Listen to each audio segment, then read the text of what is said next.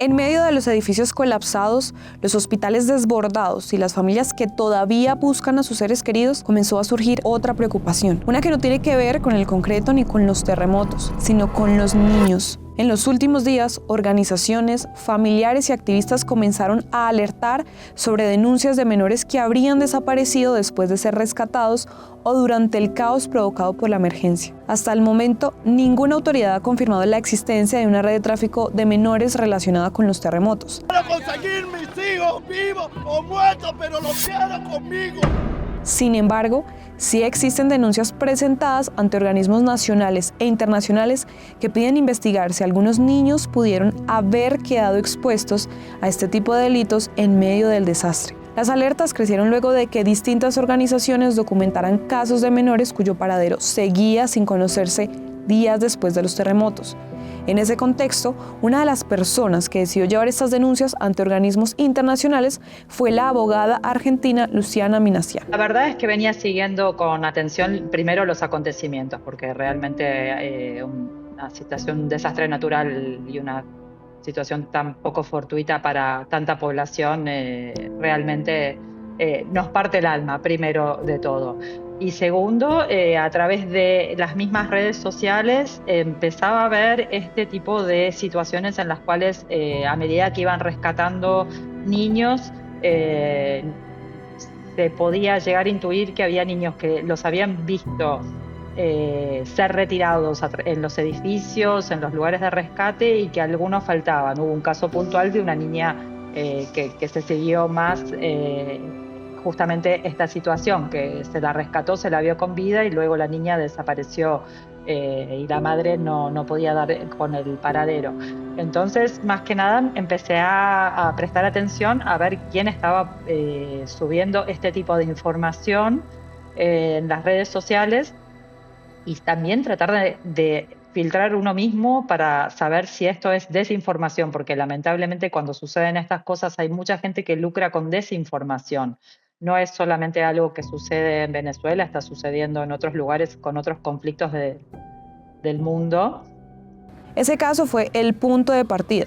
A partir de allí comenzó a revisar publicaciones en redes sociales, recopilar información y tratar de separar los rumores de los hechos que, según explica, podían ser documentados. Porque en una tragedia de esta magnitud, la desinformación también puede multiplicarse. La madre de Amaya Landaeta aseguró públicamente que la niña había sido rescatada con vida, pero que después perdió completamente su rastro. La denuncia comenzó a difundirse rápidamente mientras familiares insistían en conocer dónde estaba la menor. Paralelamente, y como lo menciona Minassian, la organización social venezolana SECODAP informó que llegó a documentar 123 reportes relacionados con niños cuyo paradero debía verificarse tras la emergencia. Con el paso de los días, la organización explicó que la mayoría de esos reportes pudieron aclararse. Sin embargo, 7 casos continuaban requiriendo seguimiento por parte de las autoridades y las familias. Fue precisamente sobre esos casos donde Luciana Minassian decidió concentrar sus denuncias.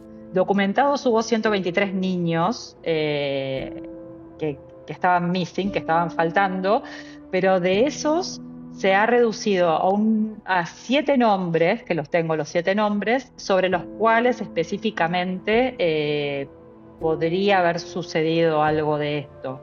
Esto también es la parte como buena de hacer estas denuncias. Creo que hay falsas denuncias y hay denuncias que tal vez puedan estar encaminadas a dar una lucecita, una pista sobre cómo seguir investigando. Y bueno, estas una ONG de Venezuela, SECODAP, específicamente documenta 123 niños y luego bajan específicamente a La Guaira y dan el nombre de estos 7 niños. El caso más conocido, por supuesto, por lo menos desde Argentina, que fue el que yo seguí y también se replicó en otros medios de noticias, fue el de Amaya Landaeta, que la madre sabía efectivamente que la habían salvado, que hubo un equipo de rescate y luego no encontraban a los niños. Luego verás de todo, como esas madres que dicen que están en los campamentos y que casi no duermen porque si cierran un ojo tal vez le pueda desaparecer el niño.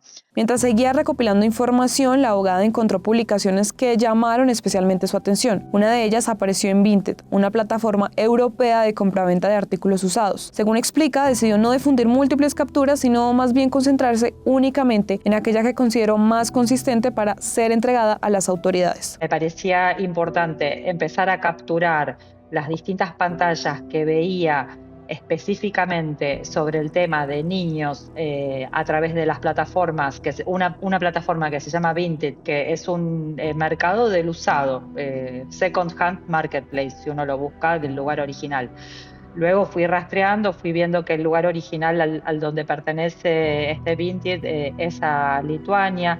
Y también intenté yo misma filtrar a ver cuál podía ser una captura que tuviera sentido sobre las múltiples que se veían en redes, porque también si queremos que algo tenga seriedad, justamente no vale la pena multiplicar denuncias, porque vemos muchas capturas raras, en este caso de muñequitos, peluches, en donde en una captura en particular yo veía que se preguntaba debajo si era niño, si era niña, el tamaño y el color de tez o lo que fuera. Entonces, primero habría como que separar un poco el trigo de la paja y decir, bueno, tomaré una sola denuncia. Minassian aclara que esas publicaciones no constituyen del todo una prueba del tráfico de menores. Precisamente por eso decidió trasladarlas a organismos especializados para que fueran investigadas oficialmente. En lugar de limitarse a publicar las capturas en redes sociales, la abogada decidió acudir directamente a diferentes organismos internacionales. Primero presentó información ante el Departamento de Seguridad Nacional de Estados Unidos. Después remitió la documentación a Europol, a las autoridades de Lituania, país donde opera la plataforma Vinted, y también a Pharos, el sistema francés especializado en denuncias relacionadas con delitos contra menores en Internet. Además, notificó a relatores especiales de Naciones Unidas, UNICEF y otras organizaciones vinculadas a la protección de la infancia. A través de esa denuncia, lo primero que se me ocurrió fue, dados los acontecimientos que conocemos desde el principio de año, el presidente Trump tiene una interlocutora, Delcy Rodríguez, en Venezuela, y dije, bueno, lo primero me parece que es mandarlo a autoridades de Estados Unidos como para que tomen cartas. Esto es un ejercicio que yo hago en otros casos donde tal vez el tema guarda relación con algunos regímenes autocráticos y prisioneros de guerra, hostages, en donde voy siguiendo los acontecimientos actuales. Por ejemplo, el presidente Trump se aparta de los lineamientos de Naciones Unidas, funda su Board of Peace. ¿Quién se agrega como miembro fundador al Board of Peace? Ok, me lo guardo en la cabeza y el día que quiero reclamar algo a esos presidentes que se incluyeron en el Board of Peace, les voy mandando algún reclamo específico sobre la liberación de algún rehén, de algún prisionero de guerra, etcétera, etcétera. Entonces, con la misma línea de razonamiento, dije, voy a tomar esto, al primero que se lo voy a enviar es a Estados Unidos, entonces a través del Home Security Department. Que me parecía importante. Luego alguien me preguntó justamente de dónde venía la plataforma, investigando que era de Lituania, también parecía importante enviarlo a Lituania. Luego, al ver que la transacción que yo había elegido estaba en euros, valía la pena intentar con Europol. Cuando tú entras a Europol, ahí luego debes decidir sobre qué país vas a realizar la denuncia. Si bien yo la veía la transacción en español, la que capturé yo, tenga o no tenga asidero la denuncia, por lo menos yo seguí los pasos de lo que yo veía. Yo veía el origen en español, con lo cual tenía que elegir entre Guardia Civil o Policía Española, Policía Nacional. Seguí por Policía Nacional. A la par, empecé a ver que en la plataforma Pharos, que es francesa, la que toma denuncias francesas para que luego se active la Fiscalía y autoridades específicas de los niños, también había iniciado una denuncia, en la cual esa plataforma toma la denuncia y tú la puedes agregar. De hecho, yo estoy intentando mandar los updates estos días a la mañana. Conversaba temprano con un colega de Francia para que él, dado que es en francés, también intente agregar el update, el follow-up de la información directamente a la plataforma, la web de Pharos. Tú entras y agregas específicamente ahí los hechos que tienes, porque tienes específicamente marcado el tema de pedofilia.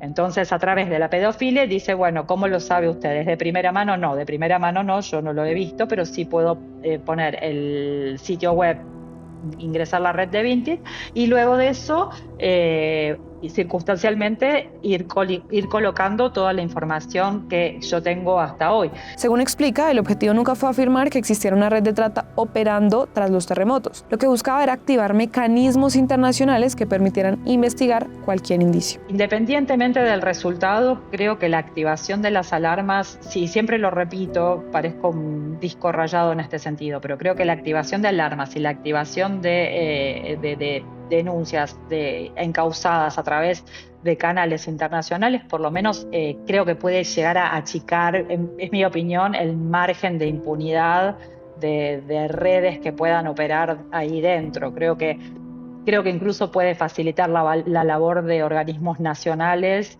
sabiendo que al menos habrá alguien que esté mirando. Luego ya, por supuesto, hilar más fino y si realmente están sacando niños, empezar a trabajar bien con redes, aparte de Europol, empezar a trabajar bien con Interpol, porque los niños esos pueden llegar a salir por fronteras que luego sabremos cuán permeables o no permeables son, o si las sacan directamente desde un aeropuerto, que sería la situación más chocante y más gráfica.